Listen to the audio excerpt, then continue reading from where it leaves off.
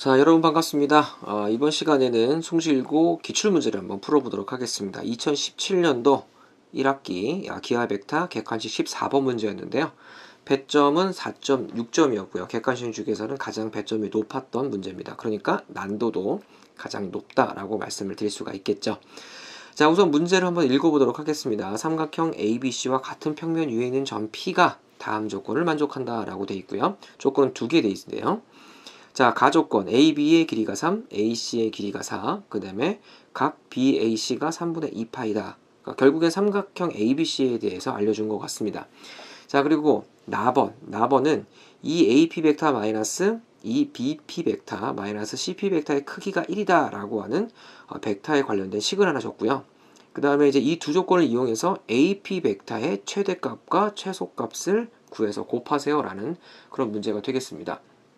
결국에는 AP 벡터를 구해서 그 크기를 구하는 문제가 되겠죠.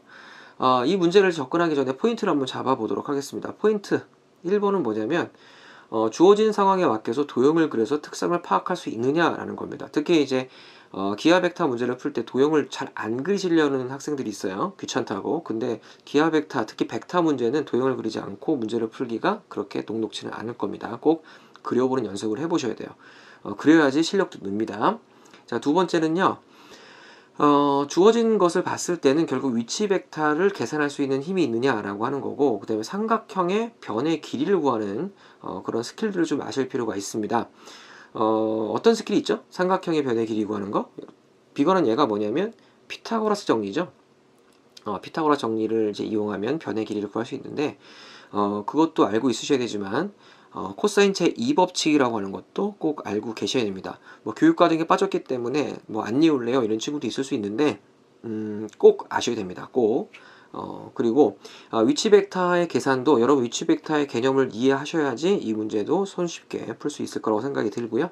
그럼 한번 문제로 들어가 보도록 하겠습니다. 자, 문제는 이렇게 볼 수가 있을 거예요. 첫 번째는 뭐냐면 가조건을 봐야 되겠죠. 가조건에 의해서 그림을 그릴 수가 있는데 그 그림은 삼각형 ABC일 겁니다. 그래서 한번 그려봤어요. 그려보니까 이렇게 되고 AB의 길이가 3, 그 다음에 AC의 길이가 4, 그 다음에 각도 A, 각 A가 3분의 2파이다. 이렇게 그릴 수가 있겠고요. 자, 가의 조건을 다 썼습니다. 이제 나의 조건을 써야 되는데, 자, 나의 조건을 봤을 때는 어떻게 되어 있습니까? 좀 길게 좀 복잡하게 되어 있죠. 이렇게. 근데 이 조건을 이제 여러분들이 어떻게 다룰 거냐라는 핵심을 결국에는 뭐냐면 내가 구하려고 하는 게 무엇인지를 알고 이것을 다뤄야겠죠. 구하려고 하는 게 뭐죠? AP 벡터입니다. AP 벡터의 속성이 뭐죠? 시점이 A인 벡터라는 거죠. 그리고 P점은 내가 알지 못하는 거고 A점은 내가 잘 알고 있다는 거죠. 그렇기 때문에 내가 이 시점이 A로 되어 있는 벡터이어서 당연히 주어진 조건 나에 있는 이 식을 당연히 A가 시점인 그러한 식으로 바꿔야 되지 않겠습니까? 그래야지 내가 조건에 맞춰서 문제 AP 벡터를 구할 수가 있지 않을까요? 이것이 당연히 어떤 개념이다? 그쵸? 위치 벡터의 개념인 겁니다. 자, 그래서 A라는 시점으로 다식을 바꿀 거예요. 자, 그럼 바꾸면 어떻게 되냐? 이렇게 되겠죠? 원래 있던 이 AP 벡터는 그대로 있고 마이너스 2 AP 마이너스 AB 벡터로 이제 BP 벡터가 바뀔 거고, 그 다음에 CP 벡터는 AP-AC 벡터로 바뀌겠죠. 자, 이렇게 식이 바뀌었습니다. 자, 그리고 이 식을 지금 정리를 해야 되겠죠? 정리하려고 풀어에 쳤더니만 이 AP 벡터 마이너스 이 AP 벡터 이렇게 되니까 AP 벡터가 없어져요. 남겨진 식을 딱 보면 이렇게 됩니다.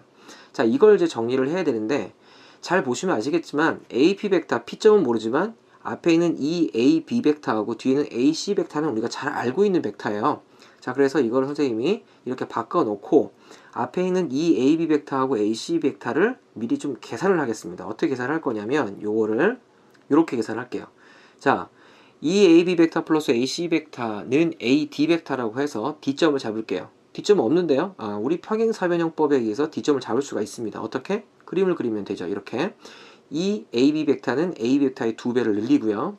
그 다음에 AC 벡터는 그대로 있겠죠. 평행사변형법에 의해서 이렇게 만들면 당연히 D점이 설정되고 AD 벡터를 얻을 수가 있을 겁니다.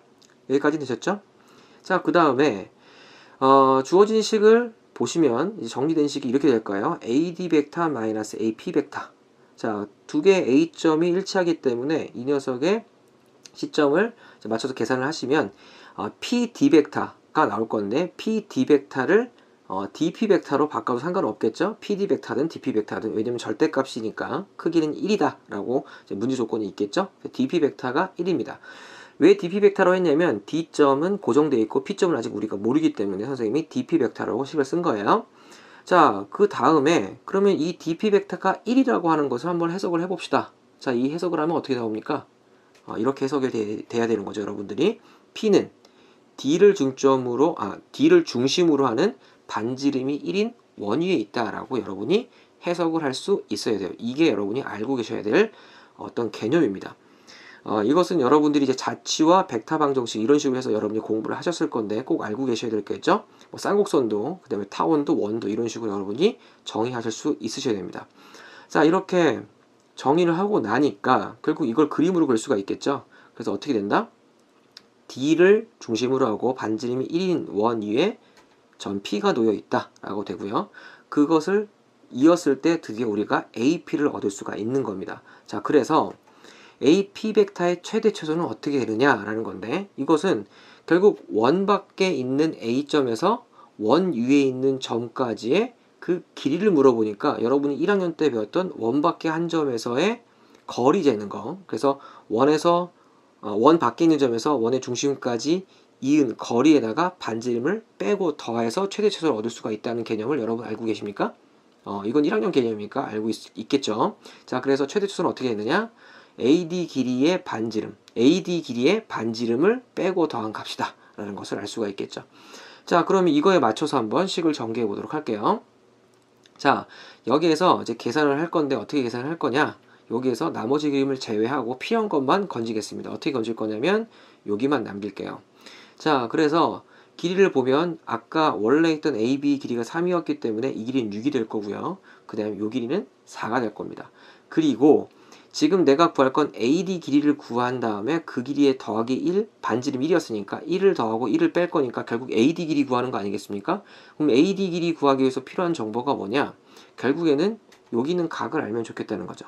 근데 이게 3분의 파이예요. 왜 그러냐면 아까 전에 각 A가 3분의 2파였기 때문에 그거를 이용해서 여러분이 동의각을 이용하면 여기가 3분의 파이라는 것을 확인할 수가 있습니다. 자, 그러면 AD 길이는 어떻게 구하느냐? 여기서 코사인 제2 법칙을 쓸 수가 있는 거예요. 두 변과 사이각. 자, 그렇기 때문에 AD 길이는 코사인 제2 법칙에 의해서 AD 제곱은 6의 제곱 플러스 4의 제곱, 그 다음에 마이너스 2배의 6, 그 다음에 4, 그 다음에 코사인 3분의 파이, 이렇게 해서 AD 길이를 구할 수가 있습니다. 계산을 하면 어떻게 나온다? 28이 나와요. 우리가 원하는 것은 이제 AD의 길이니까 루트를 씌우면 루트 28이라는 길이를 얻을 수가 있죠. 자, 그래서 루트 28을 한번 표시를 해보면 여기가 루트 28이 되겠죠. 그 다음에 이제 우리가 원하는 것은 결국 반지름이 1인 원, 그 위에 있는 점 P의 최대값과 최소값이니까 우선 최대값에 해당하는 그 벡터 AP를 한번 표시를 해보면 이렇게 되겠죠. 최대값. 그쵸?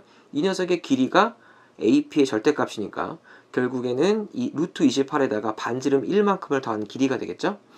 자, 그래서 최대값은 루트 28 플러스 2 될 겁니다. 그리고 최소 길이는 어떤 길이냐? 요 길이가 되겠죠. 그래서 AD의 길이에다가 루트 28, 그 길이에다가 1을, 반지름 길이 1을 뺀 길이가 되겠습니다. 자, 최대값과 최소값을 구했기 때문에 문제에서 원하는 것은 최대값과 최소값의 곱이 되겠죠. 그래서 루트 28 플러스 1, 루트 28 마이너스 1 합차 공식에서 27이다. 이렇게 문제의 답을 구할 수가 있겠습니다. 자, 문제가 꽤나 어렵게 느껴지는 친구도 분명히 있을 거예요. 중간중간 해석을 해야 되는 부분이 필요하거든요.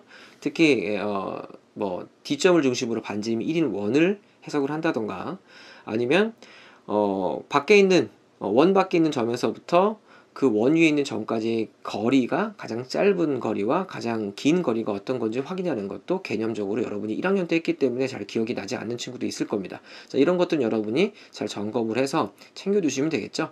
그리고 기출문제라고 하는 것은 여러분들이 학교 선생님들이 선호하는 문제라는 것을 여러분이 알고 그런 것을 대비하는 거기 때문에 이런 것들이 나왔다는 건 여러분이 개념적으로 꼭 챙겨두셔야 한다는 거 당부해 드리면서 한번 정리를 해봤습니다. 자, 여기까지 여러분들에게 기하 벡터 도움이 되셨으면 좋겠고요. 여기서 마무리하도록 하겠습니다.